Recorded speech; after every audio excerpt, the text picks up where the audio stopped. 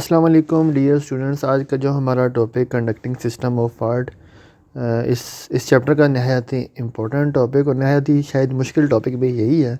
अच्छा, इस टॉपिक को इम्पोर्टेंट क्यों बोला कि देखो आप 2022 के एनुअल में भी यही आया हुआ है, हमारे पास क्वेश्चन आया हुआ है। क्वेश्चन नंबर 5 देखो, एस और एवी नोड, ये कंडक्टिंग सिस्टम ऑफ हार्ट के बारे में है।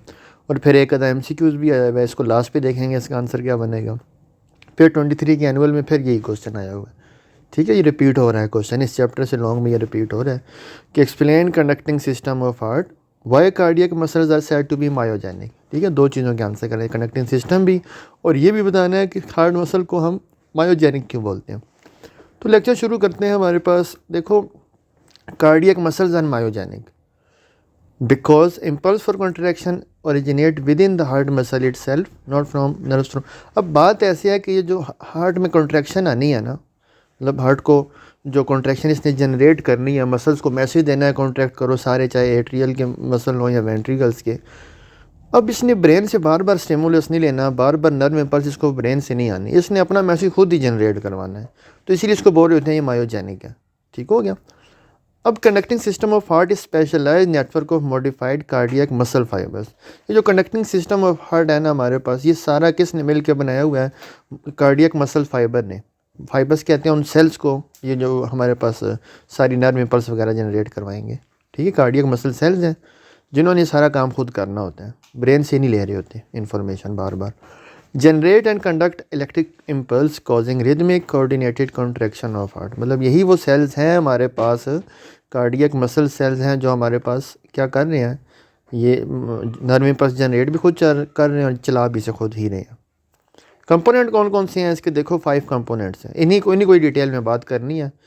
सबसे हमारे पास पहला कंपोनेंट है सिनोएट्रियल नोड, ऐसे नोड मैं डायग्राम पे भी दिखाता हूँ, चलो इधर देख लेते हैं। सिनोएट्रियल नोड है हमारे पास पहला कंपोनेंट, हम इसे डिटेल में डिस्कस करेंगे। आप देख रहे हो एट्रियम की टॉप पे ही आपको नज़र आ रहा है, अब डिटेल में देखेंगे।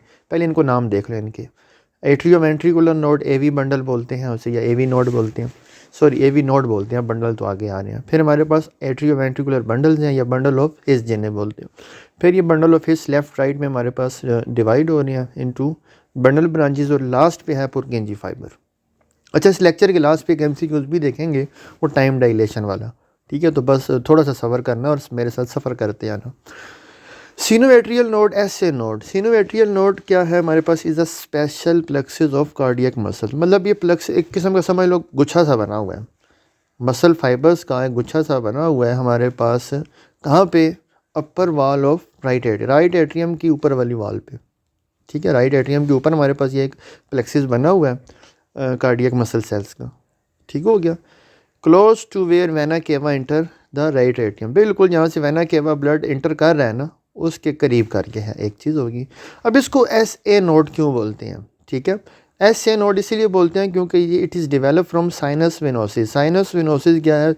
जब बच्चा माँ के पेट में होता है तो उस टाइम उसके अंदर जो छोटा सा हार्ट बना हुआ है, एम्ब्रियोनिक हार्ट जो है, बड़ा छोटा सा हार्ट है, उसमें ये साइनस वेनोसिस काम कर रहा होता है राइट एट्रियम का ना। तो जब बच्चा बड़ा हो जाता है, प्रॉपर हार्ट बन जाता है, तो वो फिर हमारे पास साइनस वेनोसिस मज़ीद रिड्यूस होकर क्या बन जाते हैं, मतलब उसी स्ट्रक्चर से हमारे पास ये निकल रहे होते हैं, नोड्स निकल रहे होते हैं। इसीलिए इन्हें ऐसे नोड बोल रहे हैं, सिनोएट्रियल नोड बोल रहे हैं। यहाँ पे एक MCQ है कि इनको नेचुरल पेस मेकर बोलते हैं क्योंकि ये बार बार नर्व इम्पल्स खुद जनरेट, स्टार्ट यहीं से होगा हमारे पास, ऐसे नोड से ही स्टार्ट होगा। सारी कहानी इधर से स्टार्ट होती है कि ऐसे नोड हमारे पास क्या करता है, पहला मैसेज वो निकालता है, फिर मैसेज आगे की तरफ चलाता है, फाइबर्स को मज़ीद देता है कि जाओ सारे इस रीजन में पड़े हुए सब जो कार्डियक मसल्स हैं उन्हें मैसेज देते हो कि कॉन्ट्रैक्ट करना है भाई, उठो तैयारी करो। ठीक है, मैसेज चल रहे हैं सबके लिए। ये था SA नोड। फिर हमारे पास आते हैं AV node, atrio ventricular node या AV नोड। ये भी क्या है? Special plexus of cardiac muscle से। ये भी समझ लो कि एक किस्म का हमारे पास वही गुच्छा सा बना हुआ है मसल से, near the junction of right atrium. Right atrium के बिल्कुल जहाँ पे हमारे पास राइट एट्रियम और राइट वेंट्रिकल जहाँ पे मिल रहे होते हैं ना, उस जंक्शन पे ये बन रहा होता है। ठीक है, जहाँ पे राइट एट्रियम और राइट वेंट्रिकल मिल रहे हैं वहाँ पे ये बन रहे हैं, इसीलिए इसको एट्रियो वेंट्रिकुलर, एट्रियम से निकला और वेंट्रिकुलर वेंट्रिकल, क्योंकि ये उन दोनों के दरमियान पाया जाता है, इसलिए AV नोड बोल रहे हैं या एट्रियो वेंट्रिकुलर नोड बोल रहे हैं। ये चीज़ होगी हमारे पास। अब देखो AV नोड से आगे ये जो निकल रही है ना ब्रांचेस, इसको बोलेंगे बंडल ऑफ हिज, आगे चल के देखेंगे। फिर ये हमारे पास डिवाइड हो रही है राइट में और फिर ये डिवाइड हो रही है लेफ़्ट में, तो ये ऐसे चलता चलेगा। लास्ट पे जाके ये फाइबर्स बन रही हैं, ठीक है। पुरकिंजी फाइबर में जाके बड़ी डिटेल आएगी दोबारा से। अच्छा, फिर आते हैं हमारे पास बंडल ऑफ हिज या एट्रियोवेंट्रिकुलर बंडल्स। एवी नोड क्या होता है? जब ये देखो एवी नोड, ये एवी नोड से अब आगे जो चीज़ें निकल रही हैं, ठीक है।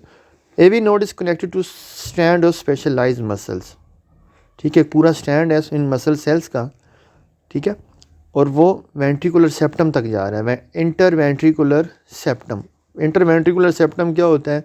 दो वेंट्रिकुलर के दरमियान जो खाली जगह थी, इंटरवेंट्रिकुलर सेप्टम तक ये मैसेज जा रहा है, ये फाइबर्स जा रही हैं और फिर ये जाके ना एक ओपनिंग से गुजरने के बाद ये डिवाइड हो जाती हैं लेफ़्ट और राइट बंडल ब्रांचेज में। ये जो बंडल ऑफ हिज है जब वहाँ से निकलेगा हमारे पास, फिर ये फर्दर डिवाइड कर जाएगा लेफ़्ट और राइट बंडल ब्रांचेज में और एंडोकार्डियम तक चला जाएगा, ठीक हो गया। एंडोकार्डियम नीचे जो है ना मसल ऑफ हार्ट जो है हमारे पास, उस तक चला जाएगा।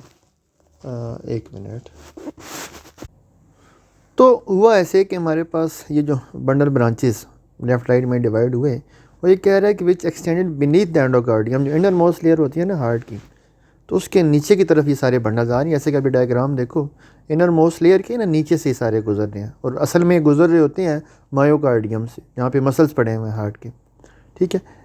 To the left right ventricle inferior term, बिल्कुल जब एंड पे पहुँच जाते हैं ना, लोअर एंड पे पहुँच जाते हैं, ऐसे फैलना शुरू होता है। ये जो फाइबर्स हैं पुरकिंजी फाइबर्स में डिवाइड हो जाते हैं। जैसा कि आप ये देखो, ऐसे नोड था, ऐसे नोड से एवी नोड आया, फिर लेफ्ट राइट पे गया ये बंडल ब्रांचेस पे, लास्ट पे जाके आपको छोटे मोटे क्या आने लगे हैं पुरकिंजी फाइबर्स। मसला अब यहाँ पे स्टार्ट हुआ है। अब सारी वो कहानी आपको याद है ना, ये असल में मैसेज चल रहा है कि सारे मसल्स को दिया जा रहा है कि कॉन्ट्रैक्ट करने हैं, तैयारी करो, ठीक है। मैसेज अब यहाँ तक पहुँचाया, ठीक है, पूरे हार्ट के मसल्स को मैसेज देना है और पुरकिंजी फाइबर्स तक पहुँचाया। अब पुरकिंजी फाइबर्स जो होते हैं larger diameter cardiac muscle fibre, इनका जो है ना डायामीटर, पहली बात इनका डायामीटर बड़ा है बाकियों की निस्बत। दे हैव फ्यू मायोफिब्रिल्स, और इन मसल फाइबर्स के अंदर ना जो प्रोटीन्स हैं, जो मायोफिब्रिल्स हैं, बाकियों की निस्बत इन फाइबर्स में कम है। बाकी हमने जितने भी पढ़ लिए हैं उनकी निस्बत इनमें कम है। Most cardiac muscle so they do not contract forcefully, फिर ये कॉन्ट्रैक्ट उस तरह से ना ये फोर्सफुली कॉन्ट्रैक्ट नहीं कर रहे होते हैं। ये जो पुरकिंजी फाइबर जो है ना, ये नहीं करवा पा रहे होते हैं। So intercalated disc develop between Purkinje fibre. अब ये इंटरकलेटेड डिस्क क्या है? वो ये कह रहा है कि क्योंकि इनका डायमीटर बड़ा है और मायोफिब्रिल्स भी इनके छोटे मोटे हैं, तो ये सारे सेल्स आपस में जुड़े हुए कैसे होते हैं? इंटरकलेटेड डिस्क से जुड़े हुए होते हैं। अब आपकी बुक में ना उसने सिर्फ गैप जंक्शन बताया हुआ है, ठीक है, रीड करना तो आपको चीज़ मिलेगी, वहाँ पे गैप जंक्शन है। लेकिन इंटरकलेटेड डिस्क में असल में ना हमारे पास 3 टाइप्स ऑफ जंक्शन आ रहे होते हैं। पहला जंक्शन है डेस्मोसोम। डेस्मोसोम है हमारे पास मैकेनिकल अटैचमेंट है। ये डेस्मोसोम क्या होती है? 2 मसल फाइबर्स के दरमियान एक मैकेनिकल अटैचमेंट है। Prevent separation during strong contraction, जब हार्ट ने बड़ा स्ट्रांगली कॉन्ट्रैक्ट करना है, ये ना एक सेल दूसरे से अलग हो जाए, इससे बचाने के लिए हमारे पास क्या पाई जाती है? डेस्मोसोम पाई जाती है। अच्छा, फिर आती है गैप जंक्शन। गैप जंक्शन है, बीच में गैप ही होगा ताकि आइंस को अलाउ किया जा सके, एक दूसरे सेल में जा सकें। कौन से आइन? सोडियम आइन और कैल्शियम आइन। फिर एडेनेस जंक्शन है, जिन्होंने एक्टिन को एंकर करके रखा हुआ है। अब देखो मैसेज सारा चला गया, सब तक पहुँच गया, हार्ट मसल तक पहुँच जाए। जो जो मैसेज जाता जाता है हार्ट मसल कॉन्ट्रैक्ट कर जाते हैं, मैसेज कंडक्ट हो गया। अब टाइम डायलेशन की बात जो मैंने स्टार्ट में की थी, अब 0.04, ये भी बहुत ध्यान रखना, 0.04 है, 0.4 नहीं है। 0.04 सेकंड लगते हैं एक्शन पोटेंशियल को ऐसे नोड से एवी नोड में आने तक। वो जो मैसेज है ना ऐसे नोड से पहले चलेगा एवी नोड। अब टाइम गिनना शुरू कर दो, 0.01, 0.02, 0.03, 0.04 एवी नोड तक पहुँच जाएगा। अब आगे इस पूरे एवी नोड से जब मैसेज चलता है ना आगे बंडल्स तक और फिर पुरकिंजी फाइबर्स तक, तो टोटल लगते हैं 0.11 सेकेंड। अब एक जब यहाँ से हमारे पास स्टार्ट हुआ वो, ठीक है, हमारे पास एक मिनट, जो 0 से बात स्टार्ट हुई, ठीक है ना, यहाँ पे हमारे पास बात कहाँ से स्टार्ट हो रही है? 0 से। जब पहली दफ़ा मैसेज चलेगा 0 से लेके हमारे पास 0.4 सेकेंड लगेंगे और वो एवी नोड तक आएगा। फिर एवी नोड से आगे जब मैसेज चलेगा दोबारा 0 से लेके 11 सेकंड काउंट करो। अब इन्हें टोटल दोनों को करो ना तो हमारे पास बनता है 0.15 सेकंड। उसने ये कहा कि 0.15 सेकंड इतने होते हैं कि एट्रियल को मैसेज कॉन्ट्रैक्ट मिल चुका है, एट्रिया कॉन्ट्रैक्ट भी कर रही हैं और खाली होकर वेंट्रिकल में ब्लड पंप कर दें। ठीक हो गया। अब ये थोड़ी सी अब वैसे एक एनिमेशन सी रखी हुई है, सारी शायद कहानी समझ लगे, देखो कैसे मैसेज आएगा और वो कॉन्टैक्ट करेगा। अब ये आप देख रहे हो, ठीक है, ये वो शो भी करता है कि हमारे पास जो है, इधर पे आ जाओ, सीधा हो जाओ जी, ऐसे नोट से मैसेज आ रहा है, ये करंट सा बनाते हैं, ऐसे नोट से मैसेज आते हैं 0.04 यहाँ पहुँचा, फिर आगे जो है जी 0.11, फिर वो हमारे पास आगे वो कॉन्ट्रैक्ट का आ जाते हैं।